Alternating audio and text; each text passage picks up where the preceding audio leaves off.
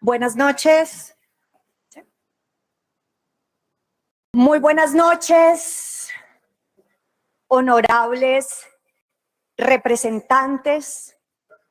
Llevamos aquí cerca de 8 o 9 horas escuchando las inquietudes de la oposición. Este es un ejercicio democrático y aquí estamos para responder a las preguntas y para darle claridad a quienes así la necesitan. Mi norte, como mujer, como madre y como ministra, ha sido siempre estar del lado de los vulnerables, del lado de quienes han estado históricamente marginados. Y eso lo he hecho con la convicción de que desde mi lugar en el mundo, que ha sido antes la academia y hoy es estar en el gobierno del cambio, puedo tener acciones que impactan y que permiten ayudar a que esas brechas de inequidad se cierren. Yo me hice en una universidad pública, estudié y me gané becas para poder hacer mis estudios de doctorado, de maestría y de postdoctorado. Durante 22 años he trabajado como profesora en distintas universidades, los 8 últimos como profesora de la Universidad del Valle. Soy orgullosa de tener esa trayectoria, no solamente por haber sido maestra, porque con mis estudiantes aprendo, sino porque es esa trayectoria la que hace 13 años me llevó a conocer las comunidades mineras tradicionales. Y es junto con don Arnulfo en el Palmar, con Lisifrey en La Toma, con doña Luisa en Cerroteta, que he conocido el sector minero y energético de este país. No fue con las corporaciones, fue con la gente. Y a esa gente, a esas comunidades, hoy me debo. Defiendo lo público, defiendo los bienes comunes, defiendo a los jóvenes a quienes este planeta nos pertenece. Defiendo a las mujeres porque históricamente nos han marginado. No a mí solamente. Yo soy una mujer privilegiada. Privilegiada porque tuve acceso a la educación, porque tengo una familia que siempre me ha respaldado. Estoy hablando de las mujeres como Briseida y como doña Elenita en Miranda, que siguen hoy siendo perseguidas por su voz de defensa a un proyecto de paz total. Estoy hablando de voces de mujeres como la de Nacha, que todavía hoy tiene que disputársela con los mineros que utilizan mercurio que afecta la salud reproductiva de las mujeres de su comunidad. Hoy las mujeres somos el cambio y estoy aquí para defender también esa voz y ese liderazgo. Yo no estoy aquí haciendo una carrera política, yo estoy aquí defendiendo un programa de gobierno y ese programa de gobierno se comprometió con un cambio que ya comenzó. A veces el cambio da miedo, a veces el cambio genera oposición, pero el cambio es también lo que esta ciudadanía decidió después de décadas y siglos. Somos el gobierno del cambio y como gobierno del cambio asumo esta moción de censura con la responsabilidad y con la dignidad que este recinto me merece. Con responsabilidad y con certeza, también aprovecho esta oportunidad para explicarle al país cuál es precisamente esa política minero-energética que como gobierno del cambio hoy lideramos. El cambio climático global, la crisis climática y ambiental es una realidad. El panel intergubernamental sobre cambio climático que se conoce como IPCC sacó hace un año un informe que dice que la temperatura del planeta ya aumentó en promedio 1,1 grados centígrados. Se espera que en los próximos 20 años la temperatura aumente al menos 1,5 grados centígrados y por eso, respondiendo a esa realidad inminente, es que los países, desde lo que se conoce como la COP21, que se realizó en París, desde ahí los gobiernos se comprometieron a unas reducciones de gases de efecto invernadero, incluido nuestro gobierno, que entonces dijo que debíamos reducir nuestros gases de efecto invernadero en un 20% para el año 2030. Sin embargo, hace un año, en la Conferencia de las Partes de Cambio Climático, la misma COP que se realizó en Glasgow, Escocia, en ese momento los gobiernos identificaron que el esfuerzo debía ser mayor y por eso entonces incluso el gobierno colombiano, el gobierno del doctor Duque, decidió que iba a aumentar su compromiso y la reducción de emisiones sería entonces de 51% para 2030. Esta realidad de la descarbonización de la economía, de asegurar que se reducen las emisiones de gases de efecto invernadero, tiene hoy por hoy una consecuencia también en cómo funcionan las economías globales. Ahora bien, estas no son solo cifras. Para las comunidades más vulnerables en países como el nuestro, que es de los países más desiguales y empobrecidos, para esas comunidades estas cifras son realidades cotidianas. Vemos la Mojana inundada. Hoy estaban mis colegas ministros precisamente haciendo un diálogo regional vinculante para entender cuáles son los desafíos y cuáles las salidas desde la participación vinculante que se pueden generar para estos problemas. El cambio climático genera unos fenómenos climáticos extremos que son más frecuentes, que son más severos y que son más prolongados. En el caso de Colombia, el hecho de que hoy tengamos por tercer año consecutivo un fenómeno de la Niña responde precisamente a esa manera como el cambio climático precisamente se comporta.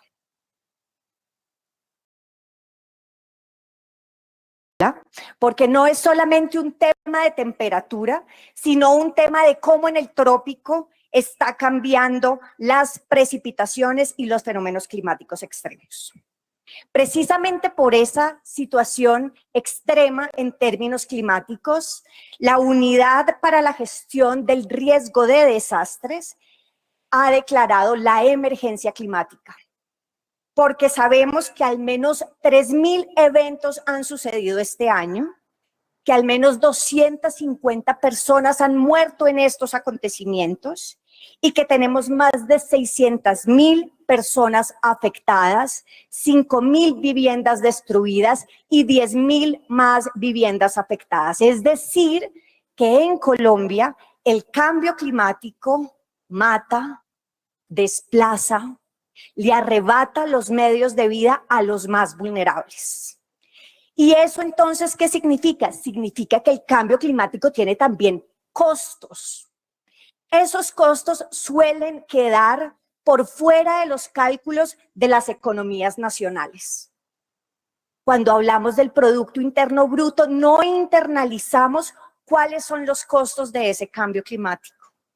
Y es, por un lado, los costos que cuestan los daños, pero también los costos de aquella riqueza que dejamos de percibir precisamente porque ya no estamos produciendo los mismos cultivos, porque las vacas ya no pueden estar en las mismas fincas silvopastoriles, etcétera. Eso quiere decir que debemos hacer cuentas completas. Esas cuentas completas le han llevado al Instituto de Energías Renovables de Suiza a hacer unos cálculos respecto a qué significa la pérdida de la economía global en relación con el cambio climático. Las conclusiones vienen por aquí y son del año 2021. Por un lado, se dice que de cumplir parcialmente los acuerdos de París, que son los de 2015, tendríamos que ante nosotros se reduciría en 10% la economía global. O sea, la economía perdería su valor en un 10% de cumplir parcialmente los acuerdos de París. Si no hacemos nada, la pérdida del Producto Interno Bruto a nivel global estaría por el orden del 18%. Si eso lo llevamos a lo que puede significar el cambio climático en Colombia, estamos hablando de que con un aumento de la temperatura de entre el 2 y el 2,6 grados centígrados, Colombia estaría perdiendo más del 16% de su Producto Interno Bruto. Si la temperatura, por no actuar a tiempo a nivel global, llegara a subir en 3,2 grados centígrados, tendríamos que la pérdida del Producto Interno Bruto superaría el 21%. Los costos entonces del cambio climático son aún mayores para economías del sur global como la nuestra. Por eso, en la última COP de Egipto, en donde participamos la ministra Susana y yo, se estuvo discutiendo la posibilidad de que hubiera canje de deuda externa por naturaleza. Porque nosotros necesitamos mecanismos para poder asumir los costos del cambio climático. Ese fue el decálogo de nuestro presidente Gustavo Petro en esta misma cumbre y ese sigue siendo hoy nuestras exigencias en un contexto multilateral de discusión sobre la crisis climática y ambiental. ¿Vamos a negarnos a esta evidencia? Tenemos señales de información que no podemos tomarnos a la ligera y esas señales de información implican cambiar hábitos y cambiar políticas. Hemos dicho en muchos contextos que parece ser más fácil seguir siempre en la dirección de la que venimos antes. Es más fácil seguir haciendo lo mismo, a eso se le llama la inercia. Pero nosotros aquí vinimos a cambiar y ese cambio cuesta un esfuerzo aún mayor porque hay estos rumbos de oposición, estas fuerzas de oposición. Sin embargo, nuestra convicción sigue intacta. Vinimos a cuidar la casa grande, vinimos a hacer justicia ambiental y a hacer justicia social. Nos han dicho que nos gusta la leche, pero no nos gusta la vaca. Y yo quiero decirle a la ciudadanía, decirle a ustedes, honorables congresistas, que no es que no nos guste la vaca, sino que la vaca está enferma. ¿Qué diría Wildermann de Corinto si se le enferma la vaca? No saldría corriendo a intentar ordeñar la vaca porque sabría, en ese caso, que la vaca se le muere. Wildermann lo que haría sería cuidar la vaca y asegurarse que mientras la vaca no le da leche, tiene otras cosas que producir. Esa es nuestra responsabilidad como gobierno, esa es mi responsabilidad como ministra, como madre, como mujer. Ahora bien, el mercado de los hidrocarburos, como ya se ha dicho anteriormente en este mismo recinto, es un mercado volátil. Sabemos también que es un mercado que ha estado históricamente asociado a las guerras. La guerra entre Rusia y Ucrania es un ejemplo, pero nuestras propias guerras nacionales no son una excepción. Aquí también ha habido guerras que se han vivido en Barrancabermeja, que se han vivido en Arauca, que están asociadas a los hidrocarburos. Ahora, la volatilidad de los precios del petróleo la hemos percibido recientemente cuando en 2018 el barril de petróleo costaba $80 en el mercado internacional y 2 años después bajó a $18. Este fin de semana, el precio internacional del petróleo volvió a bajar en un 3%. ¿Por qué? Porque el grupo de los 7, de las 7 potencias económicas que se conoce como el G7, estaba sentado discutiendo la posibilidad de techar los precios del petróleo y del gas. Y eso tiene un efecto sobre la economía petrolera. Cuando hay esa volatilidad y nuestra economía depende de esos hidrocarburos, de esa demanda de hidrocarburos, nosotros tenemos que estar alertas, porque precisamente esa dependencia nos pone en mayor vulnerabilidad.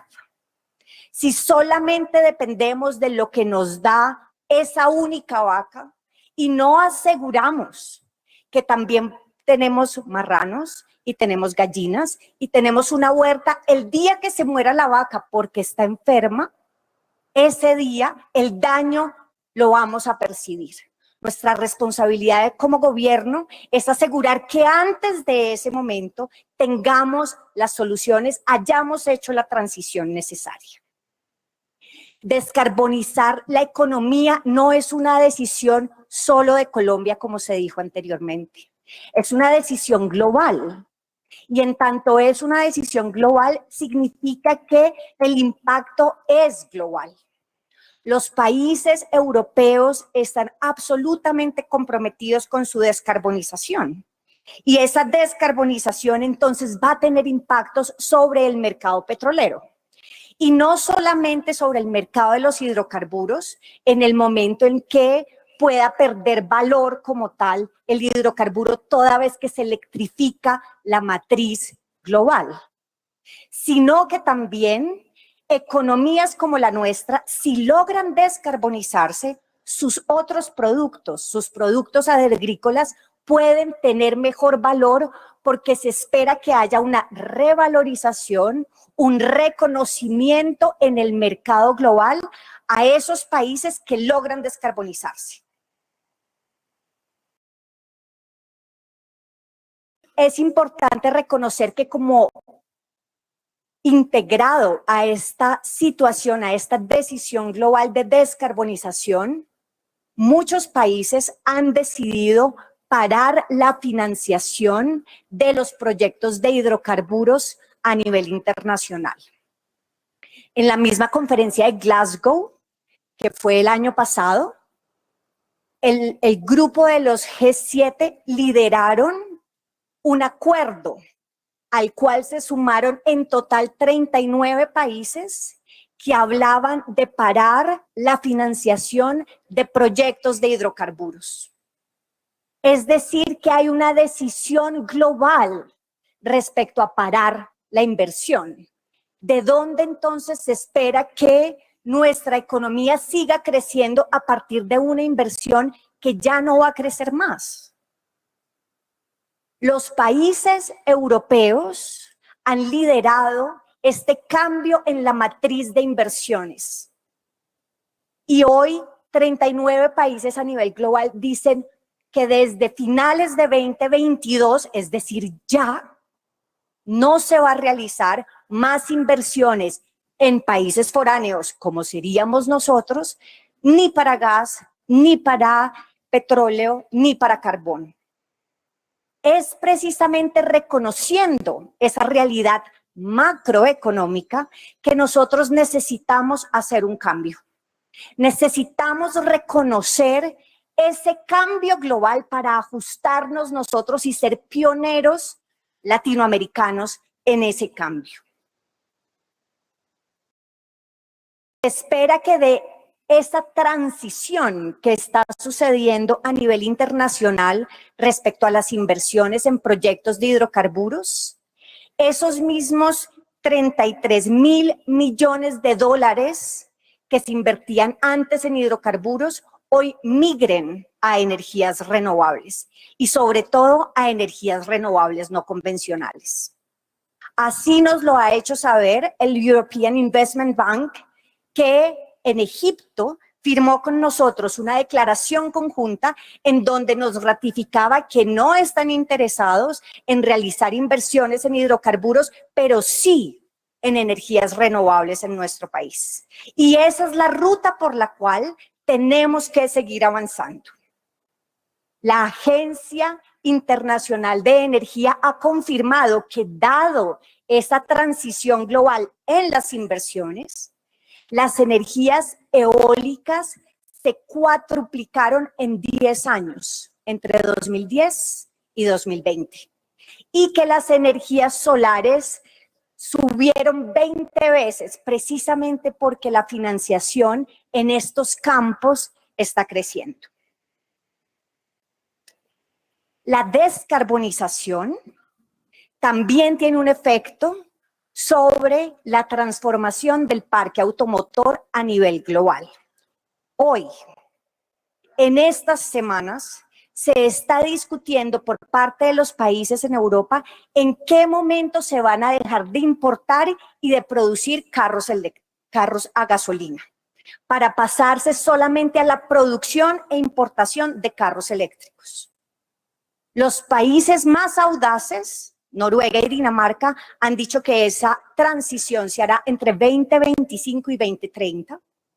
Países como Suecia, Suiza y el Reino Unido han dicho que se realizará entre 2030 y 2035. India y China están diciendo que lo harán en 2035. Quiere decir que a nivel global la demanda de petróleo va a cambiar. ¿Qué va a pasar con la vaca cuando ya no quieran su leche? Nosotros hoy tenemos la responsabilidad de pensar ese futuro y no dejar que nos sorprenda, sino asegurar que hacemos una diversificación de la economía y que pasamos de la economía extractivista a una economía productiva. Y esa es una responsabilidad de todos en este gobierno, desde el presidente, los funcionarios públicos, hasta cada uno de nosotros los ministros. Sabemos que el hecho de no tener diversificada nuestra matriz exportadora tiene unos desafíos. Y esos son los desafíos que en este Congreso, honorable Congreso de la República, deberíamos estar afrontando, y es cómo vamos a industrializar este país. Decía ahora una de las ponentes que necesitábamos industrializar el país porque no estaba industrializado, y en eso estamos absolutamente de acuerdo. Se necesita esa industrialización y eso requiere esfuerzos del gobierno y esfuerzos también de este honorable Congreso.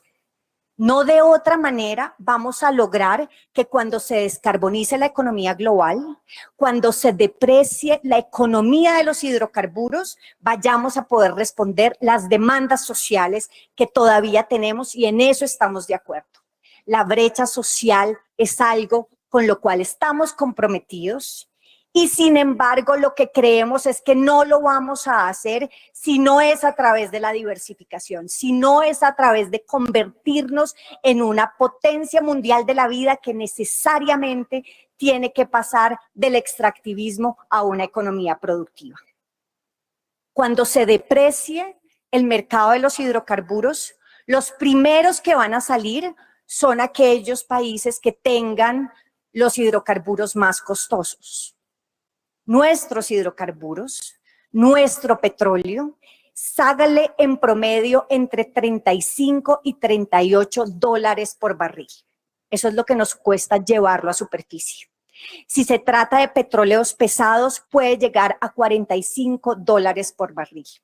Si nos comparamos con Kuwait o con Arabia Saudita, donde sacar petróleo a superficie vale 10 dólares por barril, nosotros somos de esas primeras economías que van a salir.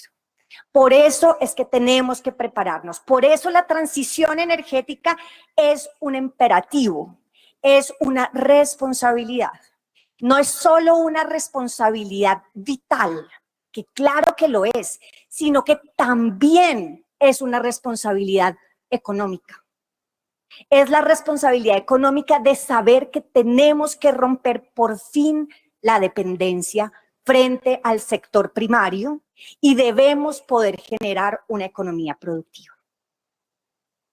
Es entonces este deber ambiental como económico el cual afrontamos desde esta cartera de Minas y Energía, y la pregunta que nos hacemos es ¿cómo vamos a hacer esa transición energética? El mensaje que quiero darles a continuación es que es una transición energética que será segura y gradual. Lo he dicho antes y lo repito esta noche. Lo primero que hemos hecho desde hace 2 meses que iniciamos mesas técnicas con la Asociación Colombiana de Petróleo y Gas, pero también con la ANH, fue unificar cifras. Aquí muchos de ustedes han llamado la atención sobre eso y es verdad. Las cifras no estaban unificadas, pero esa no es responsabilidad de nuestro gobierno. Responsabilidad de nuestro gobierno es hacer las mesas técnicas que nos permitan hoy tener una cifra que todos compartimos en el sector, y es que tenemos 381 contratos en este momento. De esos 381 contratos, 118 están en exploración. Con el análisis que hemos avanzado en esas mesas técnicas, hemos tomado la decisión de, por un lado, acompañar aquellos contratos que se llaman en fase 0 o fase preliminar. ¿Por qué? Porque creemos que es importante dar las garantías de exploración de manera que no sufran cuellos de botella, que además se haga con responsabilidad social y ambiental, y que de esos contratos logremos saber en 8 años, tal vez, qué son los recursos que tenemos disponibles. También a través de estas mesas técnicas logramos identificar que hay 35 contratos suspendidos. De esos 35 contratos suspendidos, hay 32 que podrían tener recursos que son de interés para el país.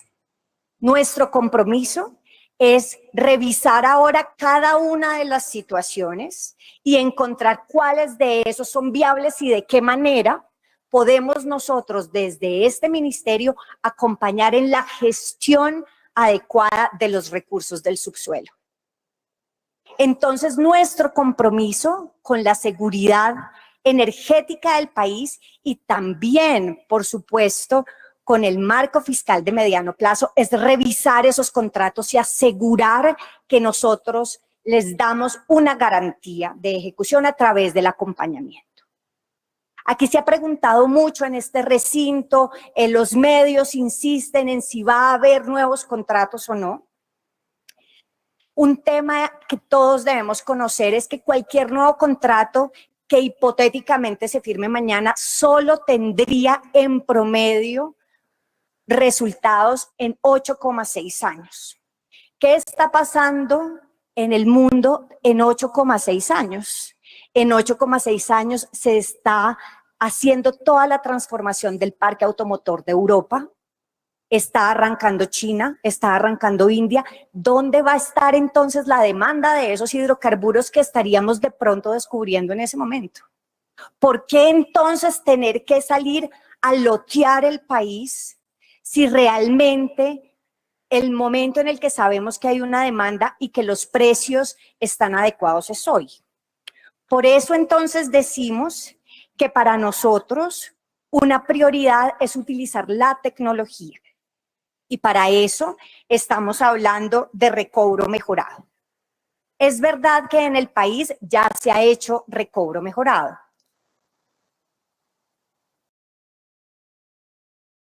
Se ha hecho recobro mejorado, por ejemplo, en el proyecto de Castilla, uno de los más antiguos del país. Sin embargo, el factor de recobro mejorado que nosotros tenemos hoy es supremamente inferior con respecto al recobro mejorado de otros países productores. Otros países productores tienen el orden del 30% de recobro, mientras que nuestro recobro está entre el 15 y el 18%. Es decir, que hay oportunidad de mejora a través de la tecnología. Y eso implica intensificar el conocimiento en este sector de hidrocarburos, que es también uno de los principios de nuestra transición energética justa. Aumentar el factor de recobro mejorado significaría ampliar los recursos recuperables en hasta un 15%. Si hacemos eso hoy, con las reservas disponibles, hoy que los precios están altos, hoy podríamos aprovechar ese subsuelo. 8,6 años, cuando ya esté electrificado el parque automotor del mundo, tal vez sería demasiado tarde. Parte de la seguridad energética que es clave discutir tiene que ver con el gas. Se ha dicho aquí, lo hemos dicho antes, que hay reservas de gas P1 para 8 años y que si se contemplan también las reservas P2 y P3, se alcanzaría 11,4 años en gas. Sin embargo, para nosotros es muy importante contemplar también lo que son recursos contingentes de los proyectos, de aquellos contratos que ya han informado a la ANH sobre recursos contingentes que son importantes para el país. Por eso, en esta gráfica que ustedes ven ahí, estamos incluyendo no solamente lo que son las reservas P1, P2 y P3, que son los colores verdes, sino que también en el azul oscuro ustedes encuentran los recursos contingentes confirmados o informados más bien en 3 proyectos que son Uchuva, Gorgon 2 y el bloque Sinú 9. Es importante contemplar eso porque son recursos del subsuelo que ya se sabe que están ahí y que hacerlos comerciales, hacer que salgan a superficie depende de otras decisiones. ¿Qué decisiones, por ejemplo? Decisiones como cuál es el modelo que vamos a tener para el transporte de gas en el país. Decisiones respecto a cómo nosotros vamos también a descarbonizar nuestro parque automotor y llevarlo a que haya, por ejemplo, en el caso de los camiones, las tractomulas, todo el parque automotor pesado, un consumo de gas y ya no de diésel. Este tipo de decisiones harían viable que esos recursos que ya fueron informados por Ecopetrol y por las empresas fueran entonces viables comercialmente. Nos parece importante ponerlo de cara a la ciudadanía porque eso significa que con esos 3 proyectos tendríamos autosuficiencia de gas hasta 2037. Y si contemplamos adicionalmente aquellos recursos prospectivos de los que ha hablado Ecopetrol en las últimas semanas, nuestra autosuficiencia podría incluso aumentar después de 2042. ¿Qué hacer si realmente logramos esa curva de gas tal y como parece que la tenemos? Para nosotros es clave pensar que por supuesto tenemos autosuficiencia, pero que también con esos excedentes no solamente podríamos exportar gas, sino que sobre todo podríamos utilizarlos para hacer fertilizantes, creando eso que tanto hemos dicho, que es los encadenamientos para pasar de una economía extractivista a una economía productiva que además estaría contribuyendo a la reforma rural integral donde los fertilizantes tanto se necesitan. Adicionalmente, tenemos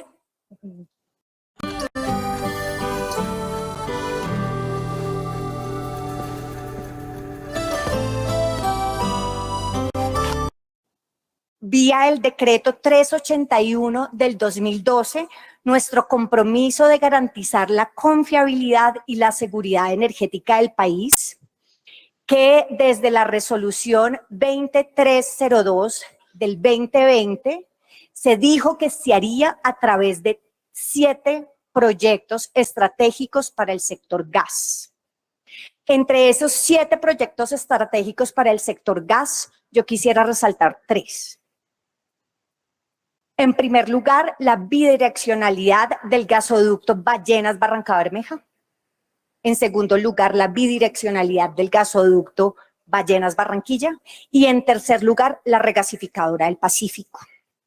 La regasificadora del Pacífico se mencionó aquí antes, es un proyecto que fue decidido en ese plan de abastecimiento de gas, viene del gobierno anterior y cuando nosotros llegamos un mes después se hizo pública la convocatoria el 9 de septiembre de este año para que los interesados en participar pudieran hacerlo y esa convocatoria está abierta hasta marzo del próximo año. Esa convocatoria y esa posible construcción de la regasificadora del Pacífico permitiría responder a una dificultad que tiene el país hace muchos años, que es garantizar el gas en la región suroccidente. Ahora bien, respecto a Ecopetrol, que es un tema clave aquí, nosotros hemos afirmado que Ecopetrol es para nosotros la empresa de los colombianos que debe ser la vanguardia de la transición energética justa. Ya es una empresa ejemplar en descarbonización. Fue la primera empresa latinoamericana que el año pasado decidió que a 2050 iba a ser carbono neutral. También es en este momento la empresa que tiene la autogeneración más grande con energía renovable. Tiene 2 ecoparques que son muy importantes para generar esos procesos de economía circular y de autoabastecimiento energético que están en Castilla y en San Fernando. Y este año inició inversiones en hidrógeno verde, alcanzando para este año nomás $1 millón. Creemos que con Ecopetrol, convirtiéndola, como se dijo antes en este recinto, no en una empresa de hidrocarburos, sino en una empresa de energías, podemos apalancar esta transición. Es con Ecopetrol y no contra Ecopetrol. Y es en Ecopetrol, pensando en un Ecopetrol a la altura de este momento histórico, a la altura de este momento en el que la crisis climática y las decisiones que están tomando los gobiernos a nivel internacional nos obligan a cambiar. Vamos a cambiar con esta empresa de los colombianos. Lo vamos a hacer porque confiamos en Ecopetrol, porque tiene la capacidad técnica y porque estamos seguros de que podemos ser pioneros de otras economías. No estamos empezando de cero. No estamos desconociendo los caminos recorridos. Parte de reconocer o mirar hacia el pasado es también aprender de él. Es también mirar hacia el pasado para saber y reconocer en los errores las oportunidades de hacerlo mejor. Para nosotros mejor es hacerlo con la gente. Mejor es estar ahí con las comunidades. Mejor es no creer que haciendo los proyectos a espaldas de los guayú, entonces lo vamos a hacer más rápido. No es ocultando la agenda extractivista a las comunidades indígenas amazónicas. Es ir y hablando con la gente. Por eso aquí se necesitan perfiles inter y transdisciplinarios. Por eso también en este ministerio hay personas formadas en las ciencias sociales, en las ciencias humanas, hay comunidades indígenas, hay afrodescendientes, porque ellos y ellas sienten su territorio, vienen aquí también con otros paradigmas y con esos otros paradigmas estamos haciendo el cambio. Nuestra transición energética justa se fundamenta en 4 principios. Hace creo que 3 semanas, 4 semanas, sacamos el documento metodológico, porque para nosotros no improvisar significa tomarnos el tiempo de hacer los estudios y de hacer una planificación también de las metodologías y garantizando la participación de la gente.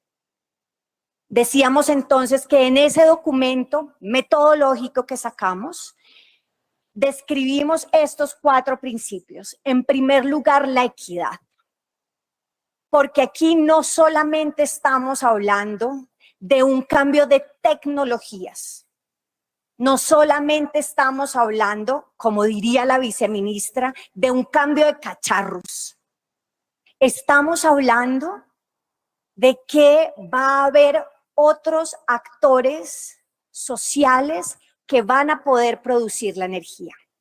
A eso hemos llamado desde el programa de gobierno las comunidades energéticas y en eso estamos comprometidos. Y este es un compromiso que es social como técnico.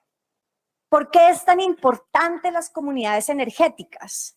No solamente para democratizar el sistema de generación eléctrica, sino también porque estamos convencidos de que a través de esa democratización bajan las tarifas. Es decir, que para nosotros el Pacto por la Justicia Tributaria era un primer paso, y eso lo hemos dicho hasta la saciedad. Y era un paso absolutamente necesario porque las tarifas venían en alza desde octubre de 2020. ¡Qué injusticia! Qué injusticia, porque además nuestros análisis en estos primeros meses nos permitieron identificar que los estratos en donde más se subieron las tarifas fueron los estratos 1 y 2 durante 2 años consecutivos. Nosotros en 100 días hicimos todo lo que estaba a nuestro alcance para lograr renegociar más de 800 contratos, sentarnos con más de 80 agentes del sector eléctrico y a través de 4 resoluciones bajar por primera vez en 2 años las tarifas. Y este no es el único paso que vamos a dar. Por eso tan importante la democratización del sector eléctrico a través de las comunidades energéticas. Porque las energías renovables no convencionales son más baratas y una energía más barata puede entrar a competir en este libre mercado energético en el que estamos metidos hoy después de la ley 142. Entonces, nuestro primer principio de equidad nos lleva a pensarnos cómo vamos a trabajar de la mano de las comunidades. ¿Cómo vamos a trabajar entonces para asegurar que las comunidades Wayuu puedan también producir energía? Que no solamente vean pasar las líneas de transmisión por enfrente de sus casas. Ese es un compromiso de este gobierno. Ya he explicado que esa transición tiene otro principio, que es que será segura y que será progresiva. Eso quiere decir que nuestra prioridad es que los contratos que hoy tenemos, 381 contratos, tengan una garantía jurídica. Y entre esos 381 contratos, que los 118 en exploración aseguren su proceso. Y que de esos los 35 que están en fase 0 podamos acompañarlos hasta que logren llegar a una determinación de cuáles son los recursos disponibles en esas áreas que les han sido asignadas. La participación vinculante es un principio de este gobierno y es un principio de la transición energética justa. Por eso hemos tenido 60 distintas reuniones con actores diferentes de este sector minero energético. Hemos dicho siempre, este es un ministerio de puertas abiertas, pero también por eso mismo hemos hecho el esfuerzo de ir a las comunidades, de hablar con la gente. 16 eventos con comunidades hemos tenido hasta el momento para tener esa oportunidad de escucha y de co-construcción. Y eso para nosotros es clave, y por eso en los diálogos regionales vinculantes que amadrinamos, Barrancabermeja y Barranquilla, logramos la participación de más de 15.000 personas. Y no solo se trata de tener a 15.000 personas discutiendo por primera vez en la historia de este país el Plan Nacional de Desarrollo, sino que además tuvimos ahí mesas dedicadas a la transición energética justa que hoy estamos sistematizando para asegurar que las conclusiones van a ser parte de las bases del Plan Nacional de Desarrollo. Nuestro compromiso con hacer que las voces de los excluidos hoy sean gobierno es total. Nosotros nos debemos a esas comunidades y hoy estamos aquí para que su voz sea gobierno. Y seremos, por supuesto, intensivos en conocimiento en esta transición energética, porque no solo el caso del recobro mejorado es ejemplar respecto a cómo una nueva y mejor tecnología permitiría incrementar el factor de recobro pasando de 15 o 18 a 30, sino que las energías renovables y las renovables no convencionales tienen todavía mucha inventiva que nosotros debemos poder desarrollar. En los minerales y cómo vamos a hacer una prospectiva de los minerales estratégicos para la transición energética, tenemos mucho de ciencia, tecnología e innovación que queremos aplicar. Y ahí sí que venir de la academia sirve un montón porque sabemos lo que el conocimiento puede darle a una nación cuando la sociedad se hace intensiva en conocimiento, como lo diría Mazzucato. Estamos tomando lo mejor de lo que viene de tiempo atrás, no sin reconocer que también hay cosas que se pueden hacer mejor. Una buena transición es la que se planifica y la que se concreta. Por eso nosotros en los próximos 6 meses vamos a estar diseñando con la gente a través de una planificación que ya fue socializada, vamos a estar construyendo la hoja de ruta.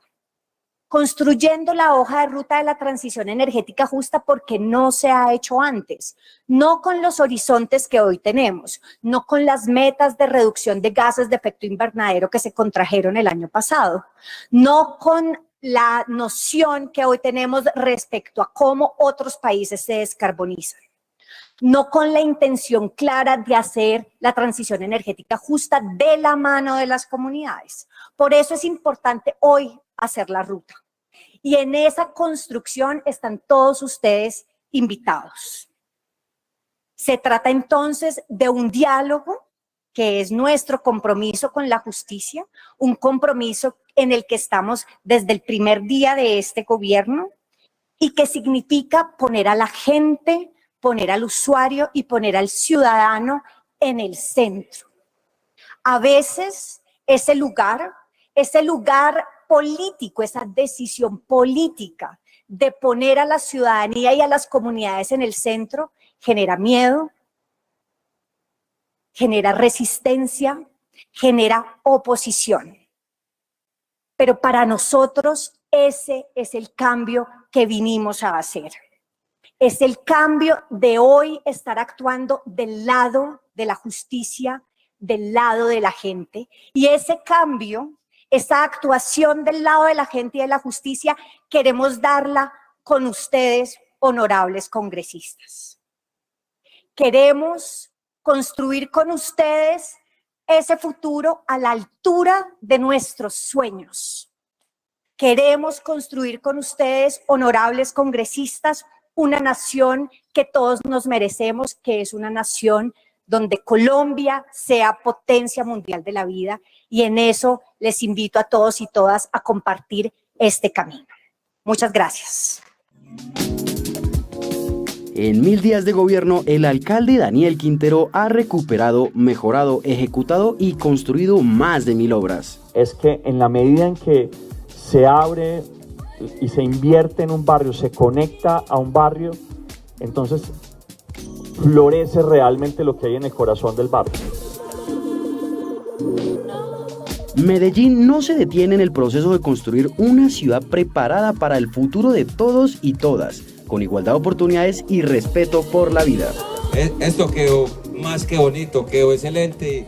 Creo que eso demuestra un poco de la esencia de nosotros, de que somos una comunidad echada para adelante. Y hoy en día ustedes pueden ver, esto es un reflejo de nosotros. Ya ante la violencia aquí ya se acabó. Ya todo lo cambiamos por el arte y por la cultura. La ciudad ha recuperado espacios como el Teatro Carlos Vieco y el Pueblito Paisa y adelanta proyectos como la Biblioteca España. Si hay una obra que resuma el espíritu del Plan de Desarrollo Medellín Futuro, sin duda yo diría que es la Biblioteca Nororiental o la Biblioteca España. Es el espíritu de recomponer, de reconocer errores, pero de cómo Medellín se levanta, cómo la Comuna 1, la Comuna Nororiental, que fue la comuna más violenta, también se pudo levantar y también seguimos aprendiendo de estos errores. Vamos a tener una obra que va a apostar por una biblioteca mucho más grande, mucho más hermosa, mucho más funcional, con diseño bioclimático.